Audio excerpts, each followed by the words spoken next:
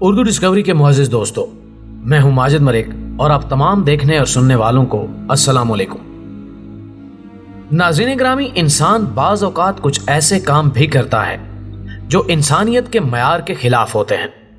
سائنسدان نت نئے تجربات کرتے ہیں جس سے علوم کائنات کو مسخر کرنے میں مدد ملتی ہے، مگر بعض اوقات چند تجربات ایسے بھی ہوتے ہیں جن میں انسانی قدریں پامال ہونے کا خدشہ ہوتا ہے۔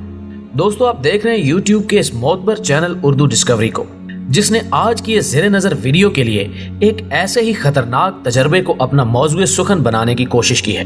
لیکن ہمیشہ کی طرح تفصیلات میں جانے سے قبل میں اپنے اس قافلے میں شامل ہونے والے نئے دوستوں سے درخواست کروں گا کہ وہ پہلے ہمارے چینل کو سبسکرائب کرتے ہوئے ساتھ موجود گھنٹی کے بٹن کو بھی دبا دیں تاکہ ہماری آنے والی ہر ویڈیو باقاعدگی کے ساتھ آپ تک پہنچتی رہے۔ معزز خواتین و حضرات، 1940 کے اواخر میں سوویت یونین کی ایک خفیہ ایجنسی کے جی بی نے ایک انتہائی خطرناک اور انسانیت سوز سائنسی تجربہ کیا جس کے بارے میں فقط سوچ کر ہی انسان کے رونگٹے کھڑے ہو جاتے ہیں۔ یہ غیر انسانی سائنسی تجربہ دی رشین سلیپ ایکسپیریمنٹ کے نام سے جانا جاتا ہے۔ یہ اندوہناک سائنسی تجربہ 5 جنگی قیدیوں پر کیا گیا، جس میں انہیں 1 ماہ تک جگا کر ان میں رونما ہونے والی تبدیلیوں اور انسان کے کامیابی سے اس طویل عرصے تک جاگنے پر تحقیق کرنا مقصود تھا۔ دوسری جنگ عظیم کے دوران خفیہ ایجنسی نے سوچا کہ کوئی ایسا طریقہ اپنایا جائے جس سے بنا کسی دقت کے 1 ماہ کی مدت تک فوجیوں کو جگا کر رکھا جا سکے۔ 1940 میں اس کام کے لیے 5 جنگی قیدیوں کا انتخاب کیا گیا۔ انہیں ایک مخصوص گیس کے ساتھ ایئر پروف کمرے میں 1 ماہ کے لیے بند کر دیا گیا۔ اس کمرے میں ان کی ضرورت کی ہر شے مہیا کی گئی۔ کتابیں، ٹوائلٹ، پانی اور خشک خوراک اس مقدار میں مہیا کی گئی کہ عام انسان 1 مہینے تک آرام سے گزارا کر سکے۔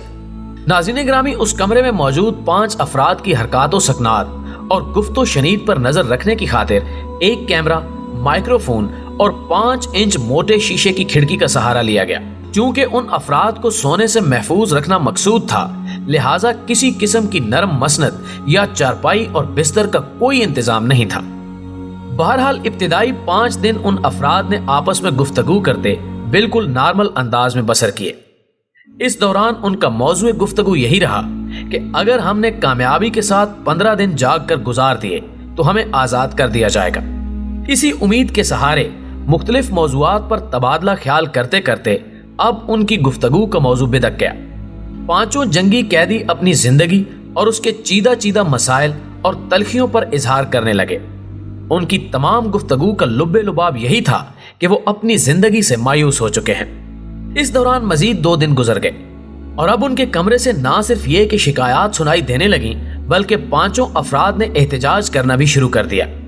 یہ احتجاج اور شکایات براہ راست گفتگو کی صورت میں نہ کی گئیں بلکہ سرگوشیوں کی انداز میں مائکرو فون میں کہی جانے لگیں۔ محققین کا خیال تھا کہ یہ شاید گیس کے ان افراد پر اثرات کا نتیجہ ہے۔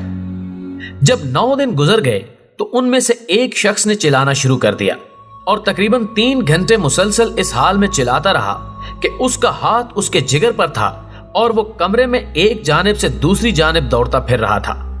وہ چیخنے کی کوشش تو لگاتار کر رہا تھا مگر اس کی آواز اس کا ساتھ نہیں دے رہی تھی۔ محققین سمجھے کہ شاید وہ آواز سے ہاتھ دھو بیٹھا ہے۔ اس ساری صورتحال میں چونکا دینے والی بات یہ تھی کہ باقی افراد کا کوئی رد عمل سامنے نہ آیا، لیکن پھر کچھ ہی دیر بعد دوسرے قیدی نے بھی چلانا شروع کر دیا، جبکہ باقی کے 3 قیدی انتہائی عجیب اور کری حرکت کرتے ہوئے دکھائی دیے۔ انہوں نے کتابیں کھڑکی کے سامنے رکھیں اور انسانی فضلے کو کھڑکی کے شیشے پر چپکانا شروع کر دیا۔ محققین نے خیال کیا کہ شاید وہ نہیں چاہتے کہ ان کے ساتھ ہی 2 افراد کے چیخنے چلانے کی آوازیں کمرے سے باہر جائیں۔ کچھ دیر بعد یہ آوازیں مکمل طور پر آنا بند ہو گئیں۔ اسی طرح 3 دن مزید گزر گئے اور اب یہ آوازیں مکمل طور پر خاموش ہو چکی تھیں۔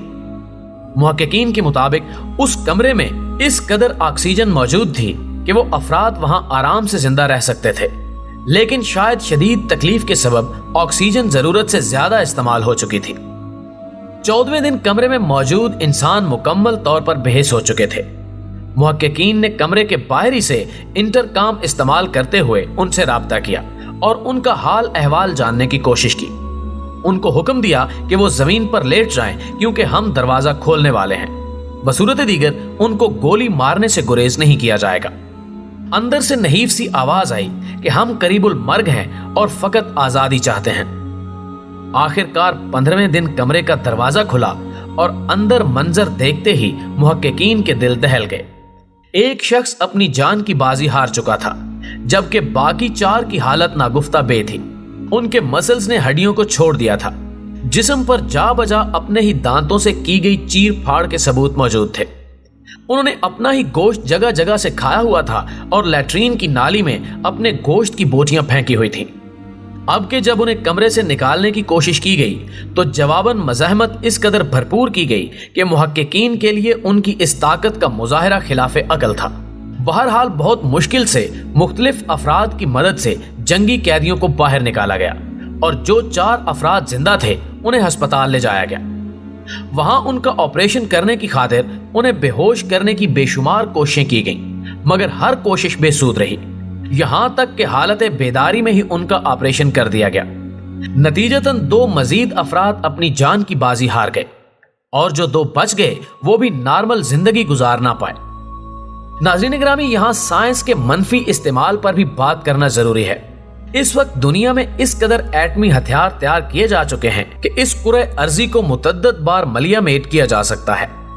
साइंस के मनफी इस्तेमाल को रोकने के लिए कोई ज़ाब्ता इखलाक जरूरी है ताकि बनी नौ इंसान अमन और भाईचारे से इस दुनिया में जिंदगी जैसी नेमत से मुस्तफीद हो सकें। इखलाकियात क्या है? ये एक इजाफी इस्तिलाह है, कोई हतमी सच्चाई नहीं है।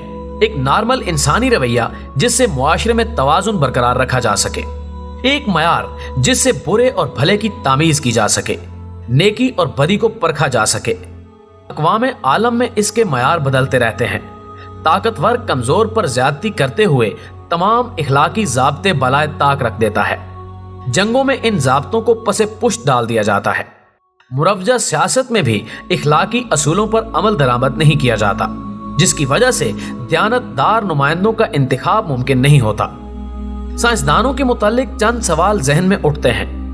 आमतौर पर अक्सर साइंसदान किसी न किसी हवाले से इखलाकियात पर यकीन रखते हैं। उन लोगों में से बहुत सारे मजहबी अकायद भी रखते हैं और साइंस की दुनिया में भी नामवर साबित हुए हैं। लेकिन बाज़ साइंसदान मुल्हिदाना ख्यालात के हामिल भी थे। चूंकि मजहब और साइंस की अलहदा बाजगुजार है, इसलिए इस पर फिलहाल बात करना जरूरी नहीं।